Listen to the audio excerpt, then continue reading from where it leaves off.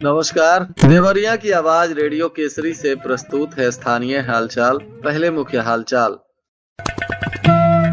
शिव मंदिर से दान पेटी की हो गई चोरी। राज्य स्तरीय प्रतियोगिता के लिए की गई बैठक। रविवार को 5 घंटे तक बाधित रह सकती है विद्युत की व्यवस्था। समीक्षा और रवि ने यूपीएससी में मारी बाजी। होली बाद हुए अलग अलग हादसों में 13 लोगों की मौत और 322 से अधिक लोग पहुंचे अस्पताल। स्थानीय हालचाल के इस अंक के साथ मैं निकेत मिश्र। अब हालचाल विस्तार से।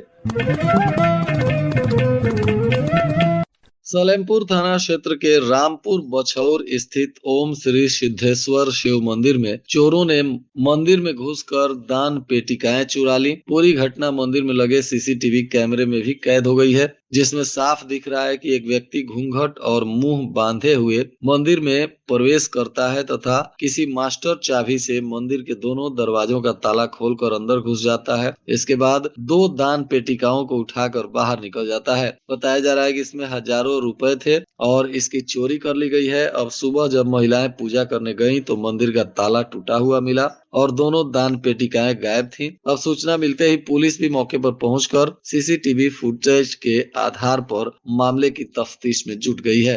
राज्य स्तरीय बेसिक बाल क्रीड़ा प्रतियोगिता की तैयारी को लेकर बीएसए ने व्यायाम शिक्षकों के साथ बैठक की। उन्होंने प्रतियोगिता में भाग ले रहे छात्रों की सुरक्षा को लेकर व्यायाम शिक्षकों को जरूरी निर्देश दिया। बीएसए सभागार में आयोजित बैठक में प्रभारी जिला बेसिक शिक्षा अधिकारी अनिल सिंह ने कहा कि राज्य स्तरीय प्रतियोगिता अयोध्या में 9 मार्च से शुरू होगी और 3 दिनों तक चलने वाली इस प्रतियोगिता में जिले से कुल 249 छात्र छात्राएं प्रतिभाग कर रहे हैं। प्रत्येक 20 बच्चे पर कम से कम 2 शिक्षकों की ड्यूटी लगाई जाएगी। उन्होंने कहा कि छात्रों के पहचान के लिए जनपद के बेसिक शिक्षा विभाग के लोगो लगे स्टिकर की व्यवस्था पहली बार अमल में लाई जा रही है।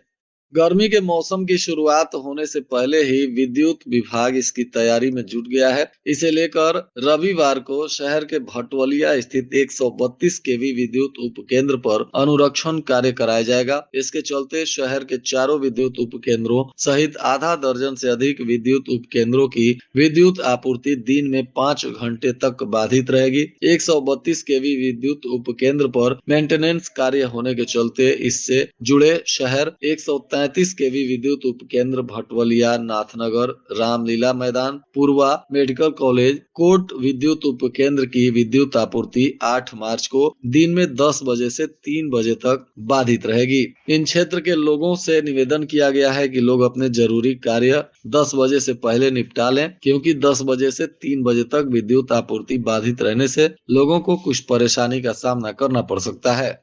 संघ लोक सेवा आयोग यानी यूपीएससी परीक्षा 2023 के परिणाम घोषित हो गए हैं। देवरिया जिले के भलुअनी विकास खंड के 2 अभ्यर्थियों का इसमें चयन हुआ है। इसमें एकडंगा गांव की समीक्षा मिश्रा ने 56वीं रैंक हासिल की है, जबकि भेड़ा पाकर गांव के डॉक्टर रवि श्रीवास्तव को 371वीं रैंक मिली है। डॉक्टर रवि श्रीवास्तव ने 5वीं बार में यह परीक्षा उत्तीर्ण की है। उन्होंने पिछली बार भी यूपीएससी परीक्षा में 351वीं रैंक हासिल की थी और वर्तमान में वह प्रशिक्षणरत हैं। उनके पिता सुरेंद्र लाल श्रीवास्तव राजस्व विभाग में सेवानिवृत्त हैं और मां आशा श्रीवास्तव गृहिणी हैं। रवि अपने 4 भाइयों में सबसे बड़े हैं और उनके 3 छोटे भाई भी प्रतियोगी परीक्षाओं की तैयारी कर रहे हैं। समीक्षा मिश्रा एकडंगा गांव के पप्पू मिश्रा की बहू हैं। उन्होंने अपनी कड़ी मेहनत से 56वीं रैंक प्राप्त की है। इन दोनों ही होनहार अभ्यर्थियों को उनके जानने वाले लोगों ने बधाई और शुभकामनाएं दी हैं। दोनों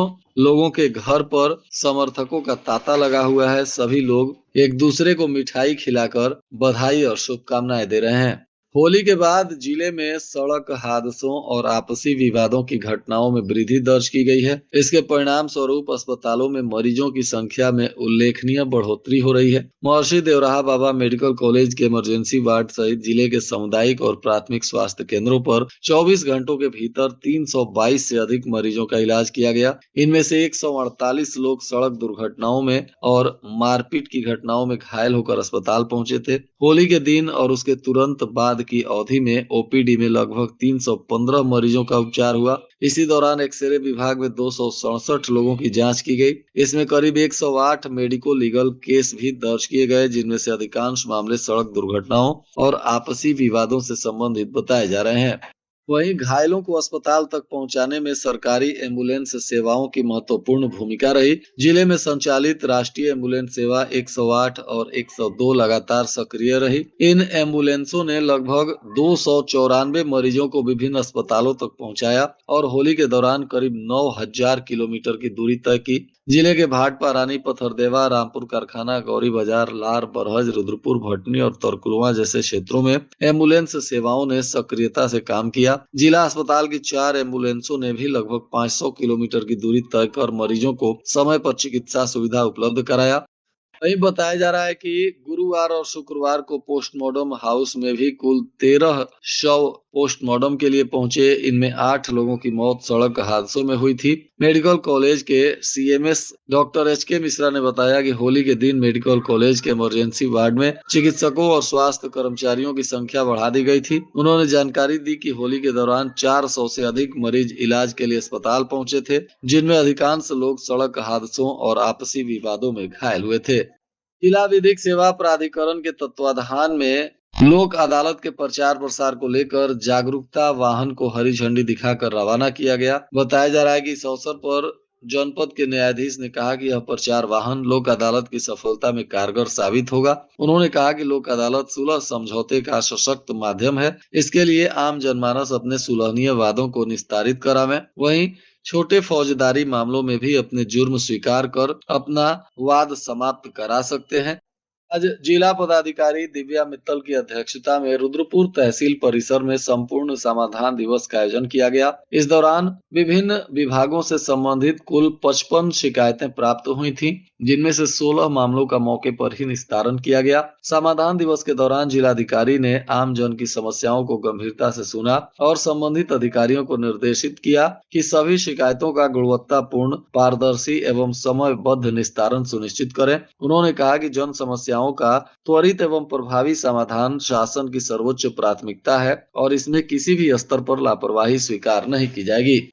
महर्षि देवराहा बाबा मेडिकल कॉलेज के इमरजेंसी की सूरत अब बदलने वाली है। इसके लिए कार्य योजना बनाई गई है। बताया जा रहा है कि इमरजेंसी की व्यवस्था को चाक चौबंद करने के लिए कवायद शुरू हो गई है। यहाँ सभी बेड अत्याधुनिक लगाए जाएंगे। इसके अलावा मरीजों को गर्मी से निजात देने के लिए 4 एसी भी लगाई जाएगी। वहीं सेफ रूम भी स्थापित होने के साथ ही अन्य सुविधाएं भी मरीजों को उपलब्ध कराए जाएंगे। रुद्रपुर में शॉर्ट सर्किट से श्रृंगार की दुकान और चूड़ी की दुकान में आग लग गई, जिससे दुकान में रखे लाखों के सामान के साथ ही घर के भी सभी सामान जलकर राख हो गए। जबकि आग की लपटों में बेटी की शादी के लिए रखे गए सामान भी जले हैं। बताया जा रहा है कि सिलहट्टा गांव के रहने वाले आनंद गुप्ता नगर के इमामबाड़ा चौराहा के पास किराए के मकान में जगदम्बा श्रृंगार कलेक्शन के नाम से दुकान चलाते हैं। उनकी पत्नी उर्मिला देवी भी दुकान चलाती हैं और इसी बीच बताया जा रहा है कि उनके दुकान में आग लग गई, जिससे काफी सामान जलकर राख हो गया। फिलहाल केंद्रीय मंत्री ने इसमें ढाढ़स बंधाते हुए चेयरमैन प्रतिनिधि के सहयोग से 21,000 का सहायता राशि पीड़ितों तक पहुंचवाया है। भारत निर्वाचन आयोग के निर्देश पर चल रही एसआईआर प्रक्रिया के अंतर्गत दावे और आपत्तियां करने का अंतिम दिन भी समाप्त हो गया। इसको लेकर बूथों पर इक्का दुक्का लोग ही पहुंचे थे। उधर विशेष प्रगाढ़ पुनरीक्षण के क्रम में जनपद की 7 विधानसभा में नो मैपिंग और तार्किक विसंगतियों के नोटिस भी जनरेट हुए थे, जिनमें से 4,24,745 मतदाताओं की सुनवाई भी पूरी कर ली गई है, जो लगभग 88% है। जिला निर्वाचन अधिकारी डीएम ने सभी ईआरओ तथा एईआरओ को 9 मार्च तक 100% सुनवाई पूर्ण करने का निर्देश दिया है।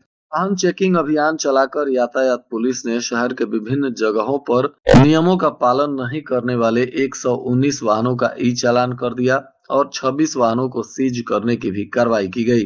जनपद के बहुत सारे युवा व्यापारिक तथा रोजगार के लिए दुबई के विभिन्न शहरों में लंबे अरसे से काम कर रहे हैं। बताया जा रहा है कि यूएस, इजराइल और ईरान युद्ध के बाद वहां के हालात को लेकर क्षेत्र में युवाओं तथा उनके परिवारों के सदस्यों के चेहरे पर चिंता की लकीरें देखी जा रही हैं। घर पर रहने वाले परिवार के सदस्य सोशल मीडिया के जरिए लगातार अपने सदस्यों से संपर्क स्थापित करने में लगे हैं। वहीं दुबई के रहने वाले क्षेत्रीय युवाओं के मोबाइल पर अक्सर चेतावनी के संदेश आ रहे हैं, जिससे लोग सकते में आ जाते हैं और उनकी नींद उड़ जाती है। अलावलपुर निवासी कैप्टन रत्नाकर मिश्रा दुबई के अबू हेल शहर में परिवार के साथ रहते हैं। उनका समुद्री मालवाहक जहाजों का व्यापार है। वहां के स्थानीय व्यापारियों के साथ वह मालवाहक जहाजों से व्यापार करते हैं और इस युद्ध में वे भी परेशानी में पड़ गए हैं और उनके जानने वाले लोग भी यहाँ काफी परेशानी में पड़े हुए हैं।